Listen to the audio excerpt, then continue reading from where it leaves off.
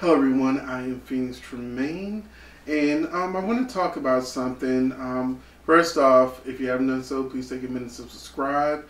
I'm really trying to get to at least 5,000 subscribers. That's like my first tier of what I'm trying to get to. I'm like 100, at the making of this video, I'm like 128 people away from reaching the 5,000 mark, and my next mark will be 10,000, but I'm really struggling, so I need to get to that 5,000 mark, and I'm going to do a video to celebrate.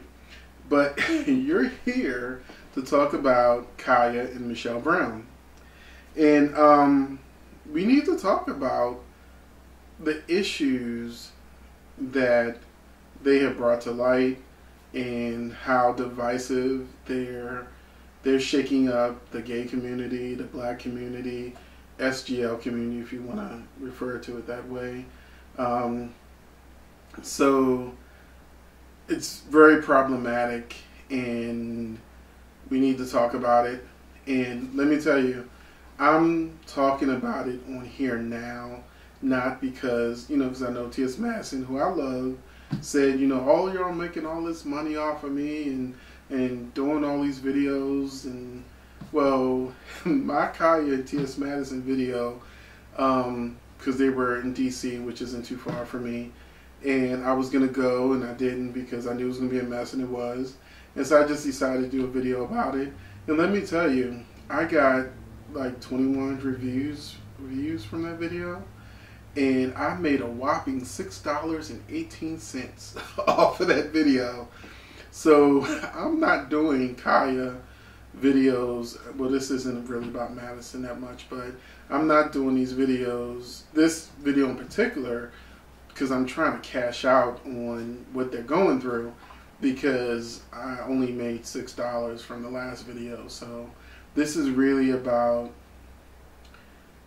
the hurt that is being created and growing within the black community and the gay black community, and how we need to nip this in the bud before it gets any bigger. It's not going to stop with my video, but somebody may hear me during this video and say, okay, Phoenix has a point, this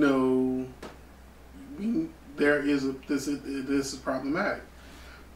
Now, I've stopped watching Khia videos because, brief history, I of course heard the song Neck and Back when it came out, and then I heard the Queen's Court. Well, the next time I heard about Khia was when she was dissing Janet Jackson, and she got a lot of publicity for that from the song they were on, and then Queen's Court.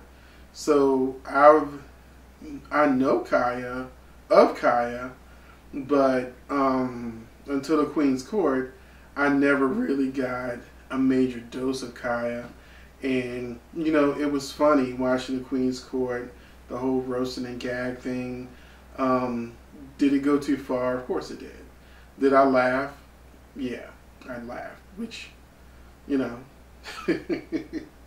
I'm human, Did I feel that it sometimes went too far and I didn't laugh and I got a little uncomfortable? Sure. But I grew up, like a lot of people grew up in the hood, and we weren't calling it roasting and gagging. We called it cracking on each other. You go to school, and the kids would make fun of you, and they would be like, your mama's so poor, blah, blah, blah. Or, they make fun of your clothes, they make fun of your accent, they make fun of the way you look, they make fun of your financial status. And then, everybody go, ooh, can you believe that just was said? And then, you have a comeback and you go, well, your mama stinks so bad, blah, blah, blah. And people, they just go back and forth until finally, it's like somebody just literally metaphorically drops the mic and is like, boom, done. And it's like Mortal Kombat, finish him or finish her. And then everybody laugh at you. And then the next day you come back, to school. You write up what you're going to write up, what you're going to say. And then you come at that person hard, and you talk about them in a way that makes you the mic drop. Nobody got in a fight. Nobody pulled out a gun. Nobody pulled out a knife.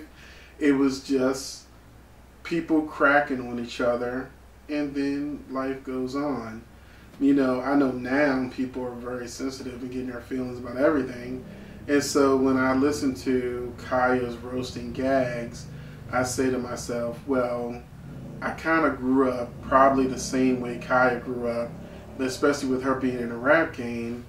You kind of make fun of each other and clown each other, and then you keep it moving. And seeing that she seemed to know things about Trina or Reginae and her mother. These are people of course I know of Trina, but I don't really know anything about Trina or Trick Daddy, and I wasn't into them like that. And I didn't know who Reginae or Toya was. I didn't watch, you know, growing up hip hop or any of that. So I had to actually look them up. And, you know, seeing their responses back and forth, it just took me back there.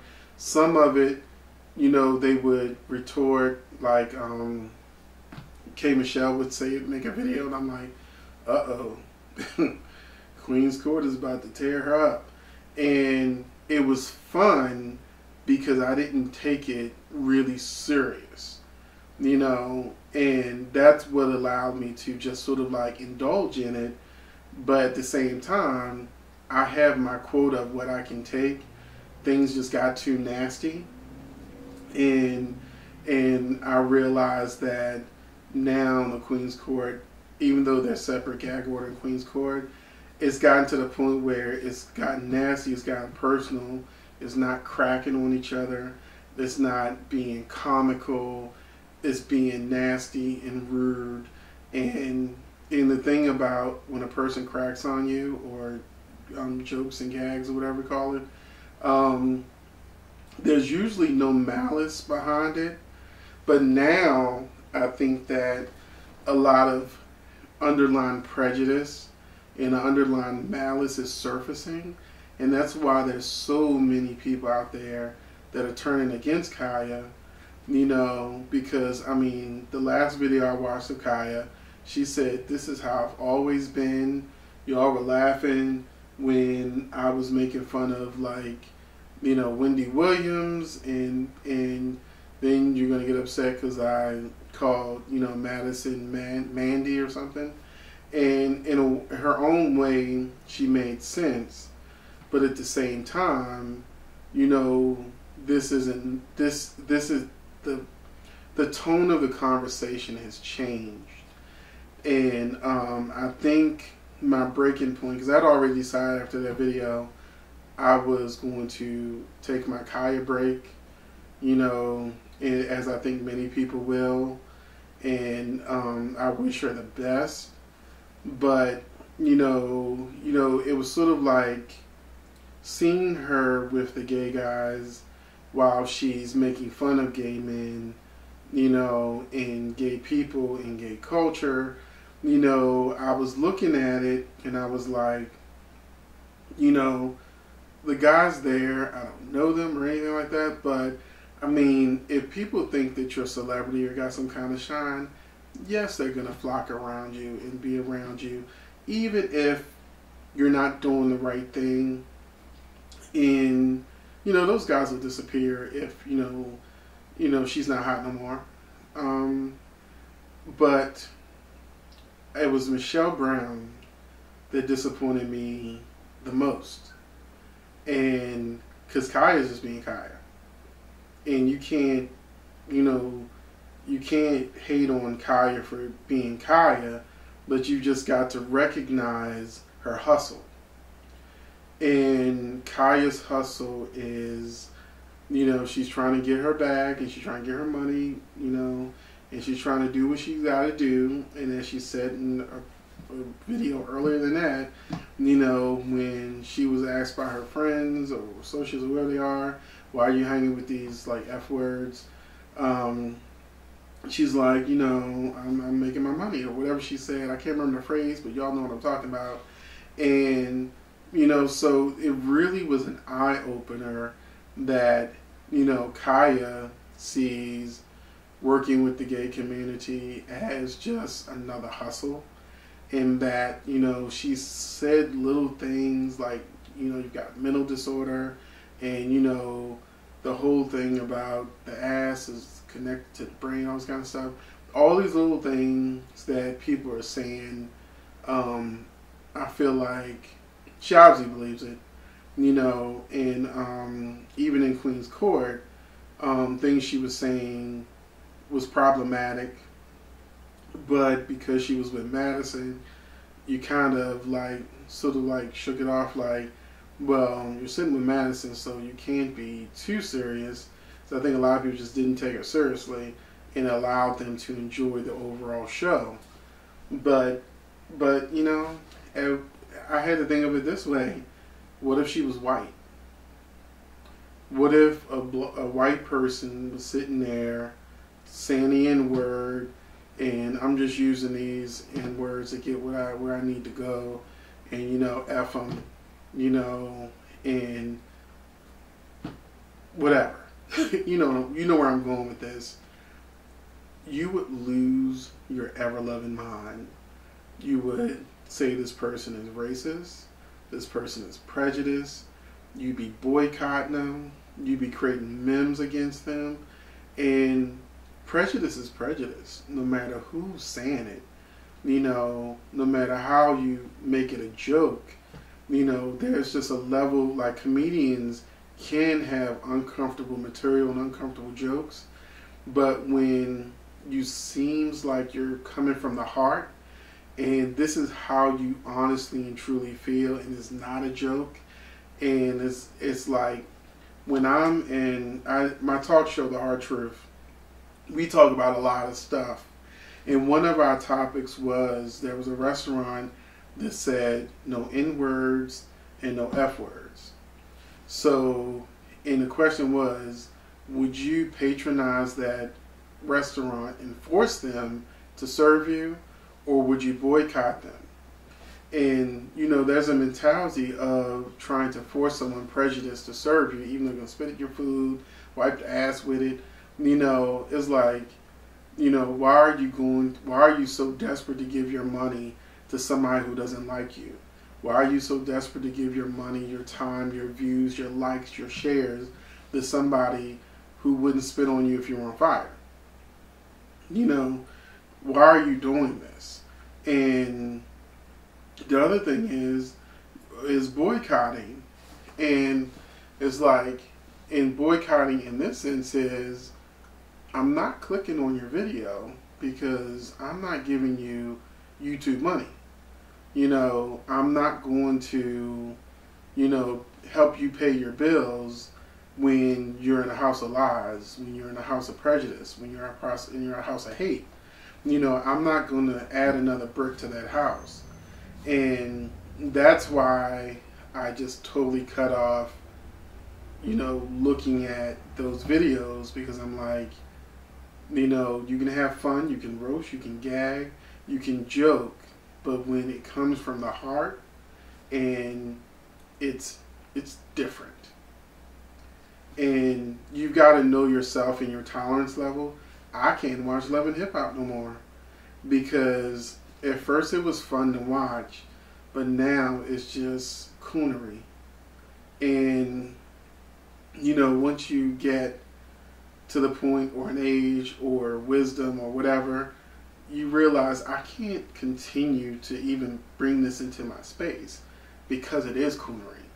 You know, and, you know, that's why I've moved on from Khia. And then I've never had a problem with Michelle Brown. I've been watching straight from the A website for years. Basically, when I was going online, I was Googling, and I was doing, if you look back at my old videos, I was doing reviews of Real Housewives of Atlanta. So I was always looking for spoilers, behind the scenes information, things like that. And because Michelle is in Atlanta, she was offering a lot of Atlanta TV show, reality show information. And so that's how I found out about her straight from the blog, because she was doing a regular stream of information.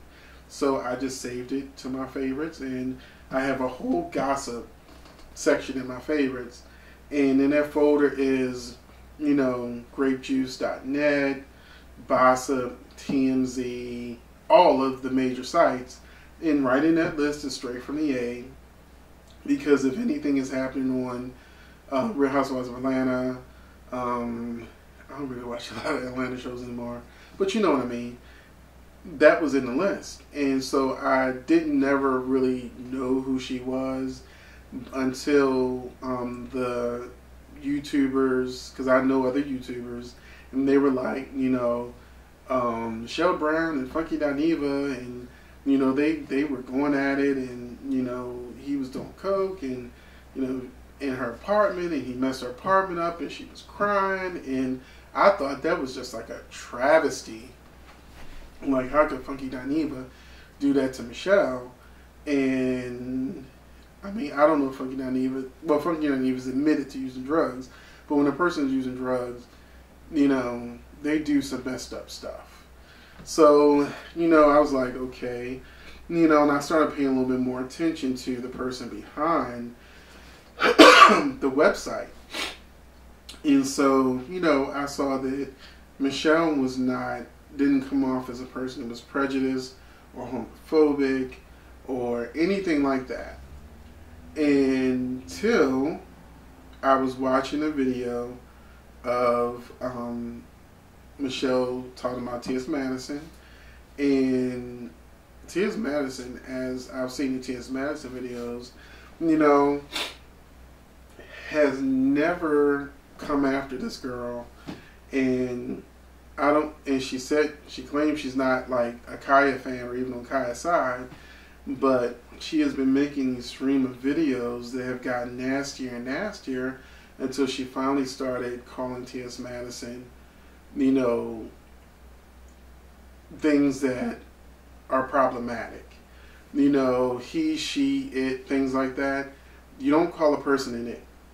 You don't refer to a person as an it, even if you don't agree with transsexual things. My talk show has been on since 2008, and over the years we've had transsexual panelists. We have one that's on again, off again now, named, this panelist hasn't come out as transsexual on camera, so I won't say the name, but it won't be hard to figure out. But anyway, even though I may not agree with everything transsexuals believes, because I've met people have auditioned for me that call themselves binary. They're not a man or a woman, and I'm like, whatever floats your boat. Okay, whatever. I'm not dating you. You're not hurting me. So it's like, if this is what you want to be transsexual, trans man, trans woman, you want to be binary. There's a few other terms that I've now heard of that, that are really out there to me. And I'm like, do you? I may not believe, I'm not fully committed to everything I hear, and I'll give you an example, because I know there's some trans people mad at me right now, because I'm saying I respect you, I give you respect, I speak with the proper pronouns, but when you tell me that, a straight man is your bottom, and you're screwing the mess out of him, like, every night, and, he's taking it, like, you know what I'm saying? But he's still straight.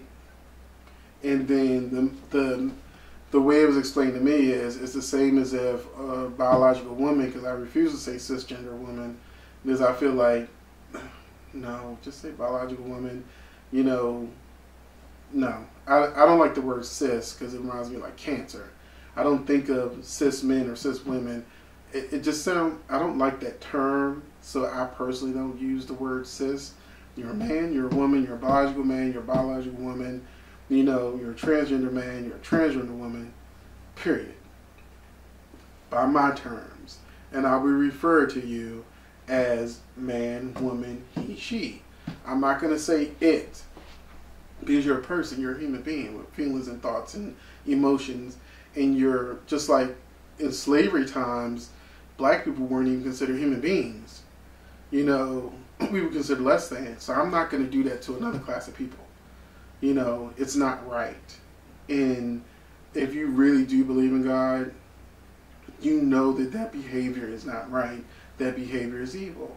So if you think that it's okay to be prejudiced or mean or nasty to anyone, white, black, orange, purple, well, I don't know about the orange one. The orange one. Being mean to the orange ones. Ooh. That's a whole nother can of wax. Let's leave the orange out this. You know, yellow, black, white, whatever. You know, everybody else. Orange is a whole nother category because there's only one person that we refer to as orange. And, you know, that's like, he's not good for this country.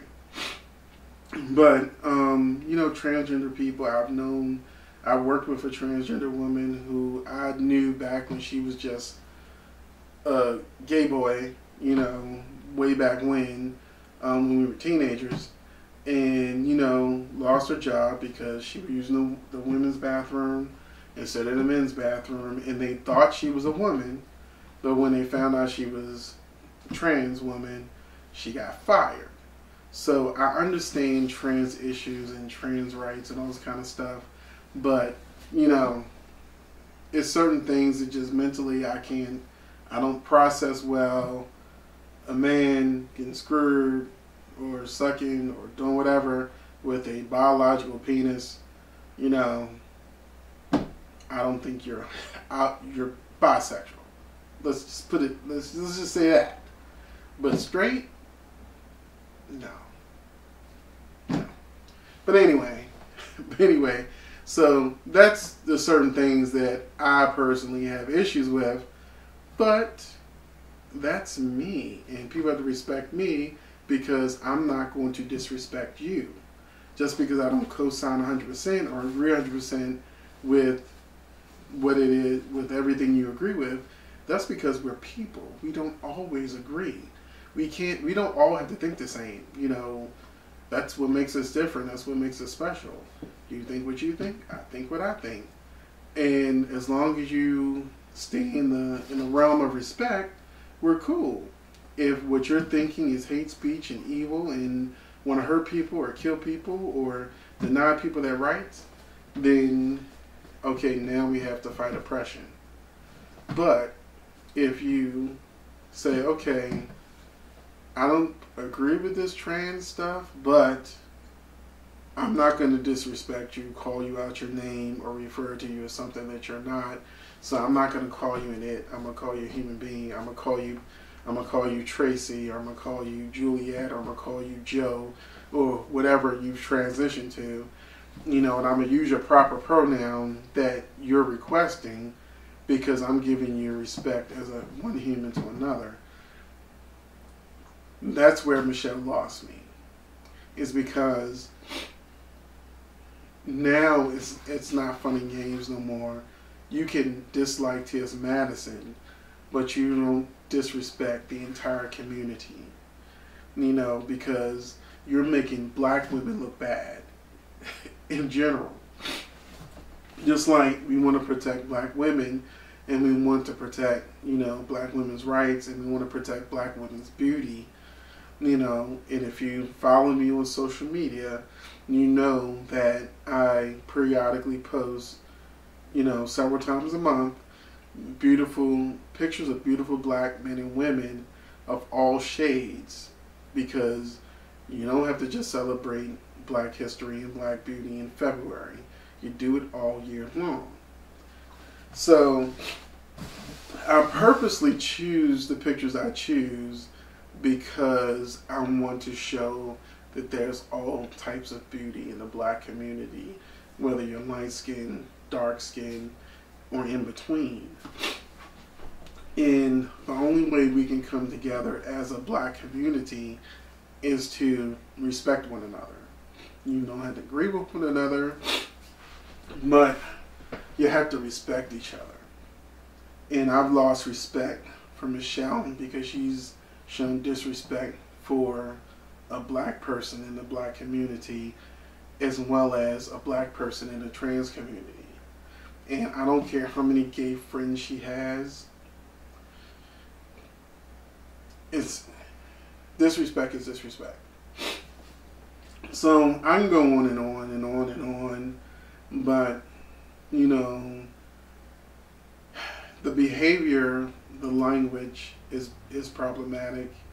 You know, you can make your jokes and different things like that, but just keep in mind that, you know, there's a difference between roasting and gagging and then taking things to a personal level, or just taking things.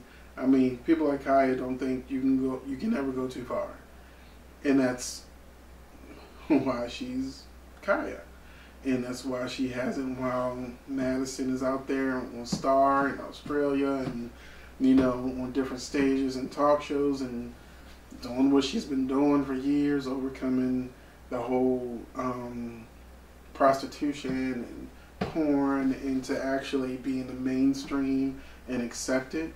That is a lot.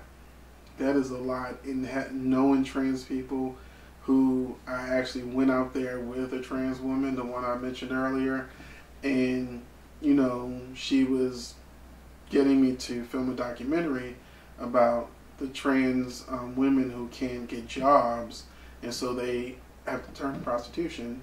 And so I was at the truck where they were giving out free condoms and things like that, and then the trans women behind the camera would tell their stories while in between them jumping in and out of cars and everything. But understanding that you can get a job, especially when you haven't transitioned well, you know, having to resort to prostitution because it's your only, you know, this is survival mechanism. So just being in that situation and help me to humanize the trans, you know, situation. So, you know, it's human beings, and we should be lifting each other up, not tearing each other down. Not saying that we can't tell your mama jokes and we can't have roasting gags, but Michelle wasn't roasting and gagging. She was, in her opinion, giving the news or schooling people. So at least Khia had the "I'm a comedian, this is what I do" in her pocket, whereas Michelle was just being hateful, and Khia was being an opportunist. And I can't knock anyone's hustle that's not illegal, okay? Because I don't think any black person should be hustling illegally, because there's too many of us in jail. There's too many of us going down that path that leads to jail, single mothers, kids being raised in the streets, kids not getting the proper education, you know, the drug addiction going crazy in the hood and outside of the hood because it's in the middle class too. You know, we have so many problems and issues in our community that we need to fix, that you can't hide behind roasting gags.